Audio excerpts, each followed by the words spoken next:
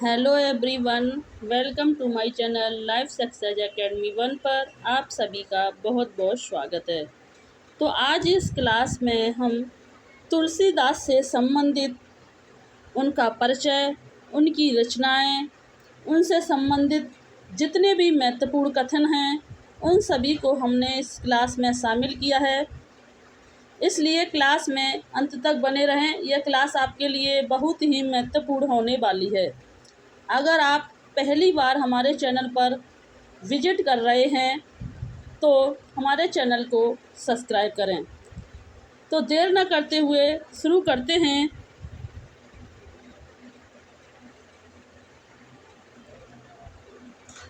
कि तुलसीदास का वर्णन।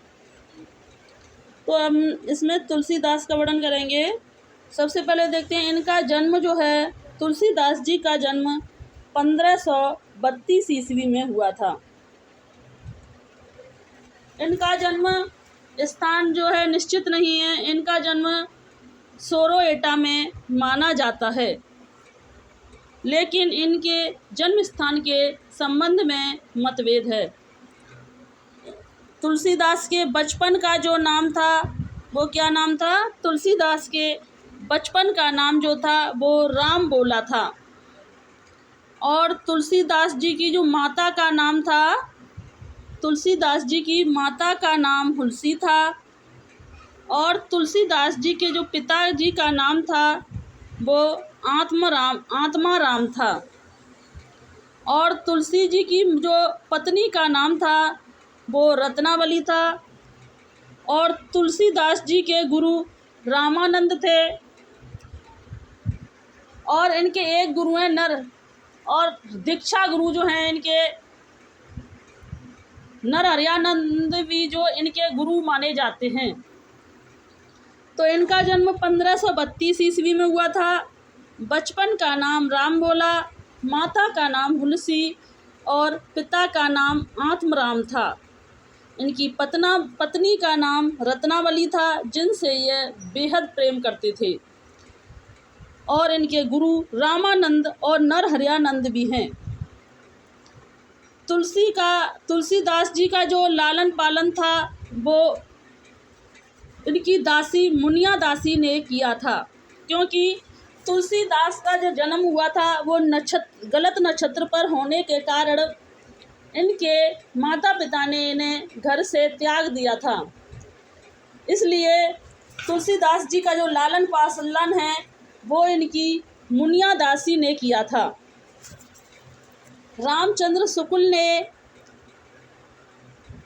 तुलसीदास जी की जो हैं 12 रचनाएं प्रमाणिक मानी हैं। न देखते हैं कृष्ण गीतावली जो है 1571 में ब्रज भाषा में गीति काव्य की रचना है। नंबर 2 देखते हैं गीतावली भी 1571 में, यह भी ब्रज भाषा में और गीति काव्य की रचना है।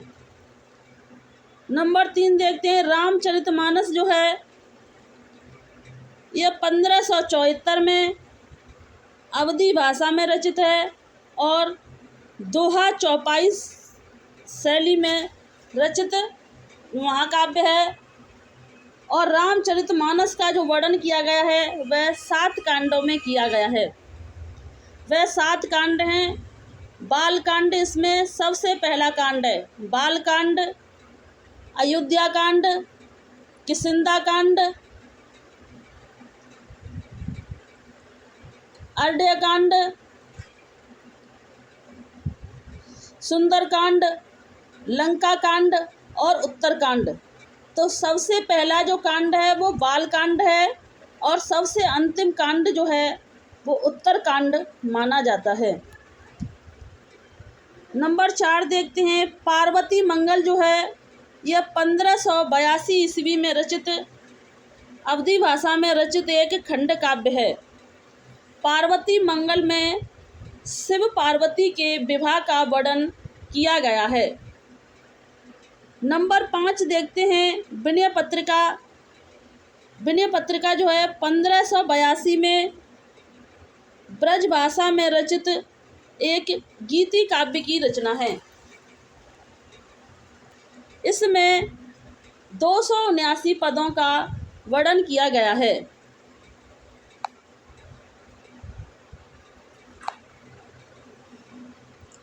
नेक्स्ट देखते हैं जानकी मंगल। जानकी मंगल जो है 1582 में यह अवधी भाषा में रचित एक खंड काव्य रचना है। नंबर 7 है रामलला नछऊ जो है, यह भी 1582 ईस्वी में अवधी भाषा में रचित खंड काव्य रचना है। यहाँ पर अवधि में टाइपिंग मिस्टेक हुई है। और नंबर 8 है वैराग्य संदीपनी जो है वो 1583 में ब्रज भाषा में रचित रचना है। नंबर 9 है रामाज्ञा प्रश्न जो है 1612 ईस्वी में अवधी भाषा में रचित रचना है। नंबर 10 है बर्वे रामायण जो है 1612 ईस्वी में अवधी भाषा में और 69 बर्वे छंदों का वर्णन इसमें किया गया है और 7 कांड हैं। बर्वे रामायण का जो नाम है वो बर्वे छंद के नाम पर रखा गया है। नंबर 11 देखते हैं कवितावली जो है यह 1612 में ब्रज भाषा में रचित 7 कांडों में वर्णित एक मुक्तक काव्य रचना है। नंबर 12 है हनुमान बाहुक जो है यह 1612 ईस्वी में ब्रज भाषा में रचित और 44 पदों का इसमें वर्णन किया गया है। अब कौन सी रचना ब्रज भाषा में रचित है और कौन सी अवधी भाषा में रचित है, तो हमें इनको याद करने की ट्रिक बताते हैं कि जिस रचना में राम और मंगल आए वह रचना है अवधी भाषा में रचित है तुलसीदास जी की, और वह अन्य रचना जो हैं वो ब्रज भाषा में रचित हैं। जिसमें राम और मंगल आए वो अवधी में, और जो अन्य रचना है वह ब्रज भाषा में रचित हैं। देखो हनुमान आया यह ब्रज भाषा में रचित है, कवितावली ब्रज भाषा में, बर्वे रामायण में राम शब्द आया है तो यह अवधी भाषा में रचित है, रामज्ञा में राम आया है तो यह अवधी भाषा में रचित है, रामलला में राम आया है तो यह भी अवधी भाषा में रचित है, और जानकी में मंगल आया है तो यह अवधी भाषा में रचित है। तो जिस रचना में राम और मंगल शब्द आए हैं वह सभी रचनाएं अवधी भाषा में रचित हैं और अन्य रचनाएं ब्रज भाषा में रचित हैं। तुलसीदास जी का अवधी और ब्रज भाषा दोनों पर ही समान अधिकार रहा है।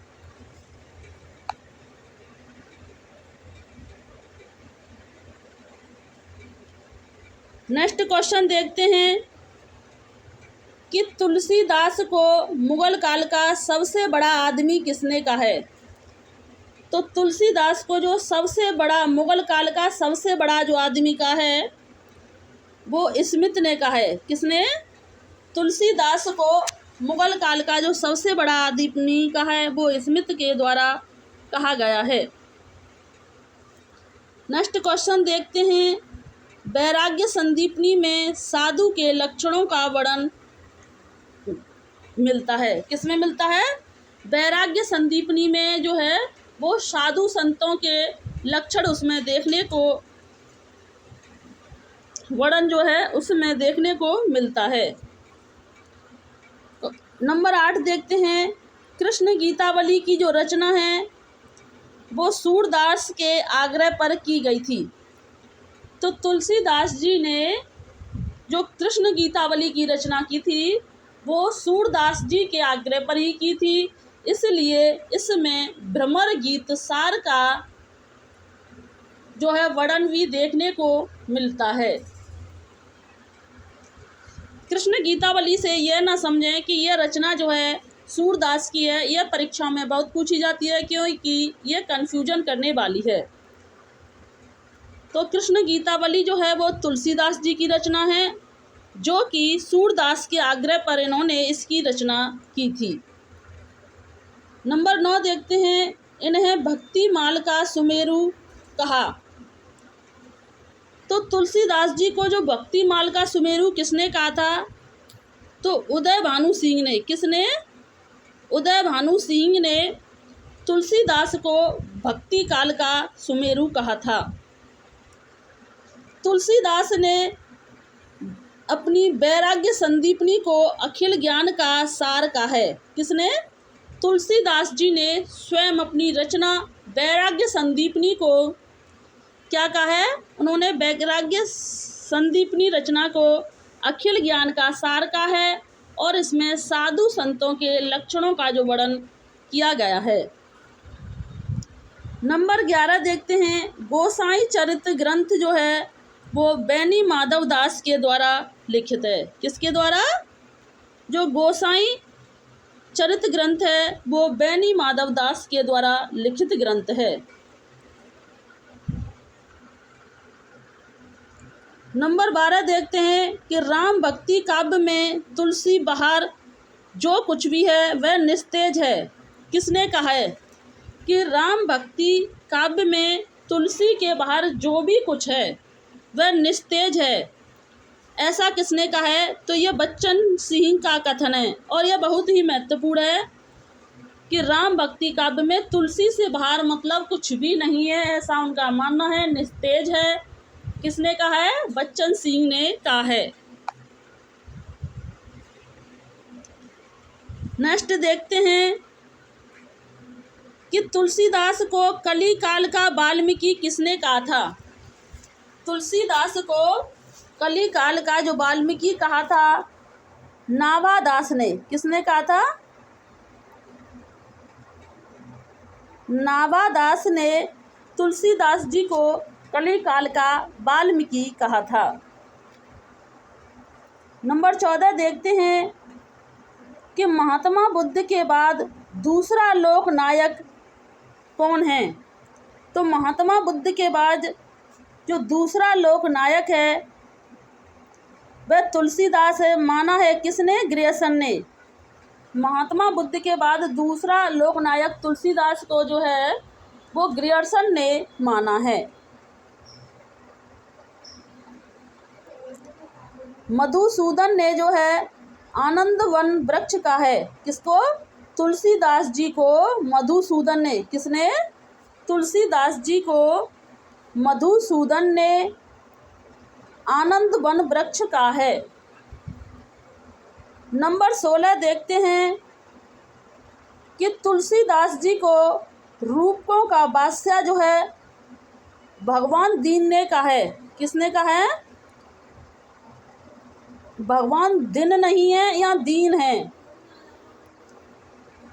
तो रूपकों का बादशाह तुलसीदास को भगवान दीन ने कहा है।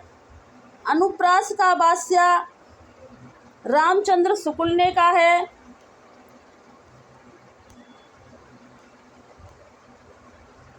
अनुप्रास का बादशाह रामचंद्र शुक्ल ने कहा है। उत्प्रेक्षाओं का बादशाह तुलसीदास को उदय भानु सिंह ने कहा है। तो रूपकों का बादशाह भगवान दीन ने कहा है। अनुप्रास का बादशाह रामचंद्र शुक्ल ने कहा है। उत्प्रेक्षाओं का बादशाह तुलसीदास को उदय भानु सिंह ने कहा है। और आत्मा उन्मुक्त किसने कहा है? रामविलास शर्मा ने तुलसीदास को आत्मा उन्मुक्त कहा है। नंबर 20 देखते हैं कि सबसे बड़ा कांड बालकांड है और सबसे छोटा कांड किष्किंधा कांड है। तो रामचरितमानस में 7 कांडों का वर्णन किया गया है, जिसमें सबसे बड़ा कांड बालकांड और सबसे छोटा कांड जो है अयोध्या कांड है। नेक्स्ट देखते हैं, कली काल से मुक्ति पाने के लिए विनय पत्रिका लिखी गई थी। क्या लिखी गई थी? कि कली काल से मुक्ति पाने के लिए विनय पत्रिका लिखी गई थी। विनय पत्रिका जो थी वो ब्रज भाषा में रचित रचना है। इसमें 279 पदों का वर्णन किया गया है।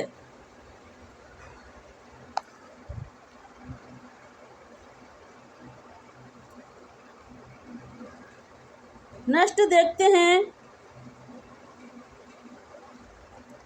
कि राम लला नछऊ राम के जनेऊ संस्कार से संबंधित रचना है। कौन सी है? तुलसीदास जी की जो राम लला नछऊ है वह तुलसी के जनेऊ संस्कार से संबंधित रचना है। नंबर 28 देखते हैं कि कवितावली का वर्णन जो है मुक्तक काव्य के रूप में किया गया है। किसमें किया गया है? कवितावली का जो वर्णन किया गया है वो मुक्तक काव्य के रूप में किया गया है। नंबर 29 देखते हैं कि सीतायन के लेखक जो हैं रामप्रिया शरणदास हैं। कौन है? सीतायन रचना के जो लेखक हैं वो रामप्रिया शरणदास हैं। नंबर 30 देखते हैं कवितावली का वर्णन जो है वो 7 कांडों में किया गया है। किसमें किया गया है? कवितावली का जो वर्णन किया गया है वह 7 कांडों में किया गया है। नंबर 31 देखते हैं कि राम की भक्ति भावना दास्य भाव की थी। राम कैसे थे? तुलसी की, यहाँ राम नहीं है, तुलसीदास जी की जो भावना थी वो दास्य भाव की भक्ति भावना थी। तुलसीदास जो थे वो राम भक्ति के कवि थे। नंबर 12 देखते हैं कि कृष्ण गीतावली में भ्रमण नहीं है, यहाँ पर भ्रमर गीत परंपरा का निर्वहन किया गया है। क्योंकि कृष्ण गीतावली की जो रचना की थी उन्होंने सूरदास के आग्रह पर की थी, इसलिए उसमें भ्रमर गीत परंपरा का वर्णन किया गया है। नंबर 33 देखते हैं कि हनुमान द्वारा सीता के माध्यम से राम को पत्र भेजने का उल्लेख विनय पत्रिका में किया गया है। किसमें किया गया है? कि हनुमान के द्वारा सीता के माध्यम से जो राम को पत्र भेजने का उल्लेख किया गया था तो वह हनुमान विनय पत्रिका के माध्यम से किया गया था।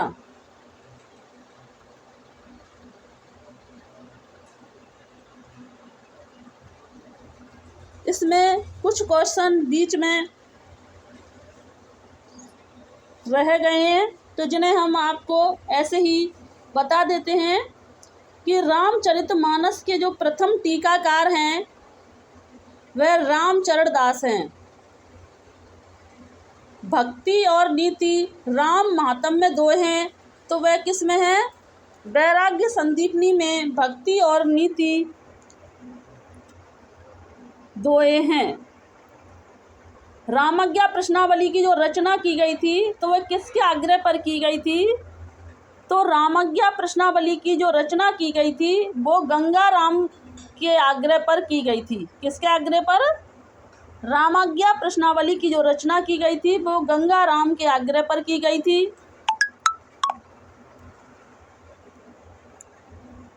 और केशव कहीं न जाए यह पंक्तियां जो हैं तुलसीदास की रचना विनय पत्रिका से ली गई हैं।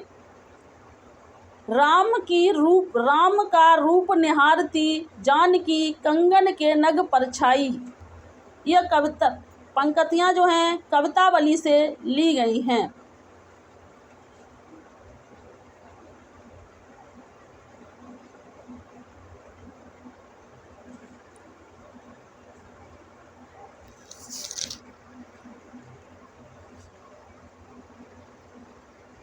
आने कविता अकबर कवितावली में तुलसीदास के जीवन का वृतांत अधिक मिलता है। किसमें मिलता है? कवितावली में तुलसीदास के जीवन का वृतांत अधिक मिलता है। कवितावली जो है वो अनुमान बाहुक में संकलित रचना है। आईने अकबरी में तुलसीदास का वर्णन नहीं किया गया है। अकबर जो है तुलसीदास जो हैं वो अकबर के समकालीन थे, लेकिन अकबर की रचना आईने अकबरी में तुलसीदास का ही वर्णन नहीं किया गया है। यह क्वेश्चन पूछ लिया जाता है कि आईने अकबरी में किसका वर्णन नहीं किया गया है, तो तुलसीदास जो थे वो अकबर के समकालीन थे, लेकिन तुलसीदास का ही वर्णन नहीं किया गया है। तो किस किस का वर्णन किया गया है? कबीरदास, सूरदास और जायसी का वर्णन जो है वो आईने अकबरी में किया गया है। रामचरितमानस में किस संवाद का संबंध नहीं है? तो रामचरितमानस में जो है वो राम सीता संवाद का संबंध नहीं है।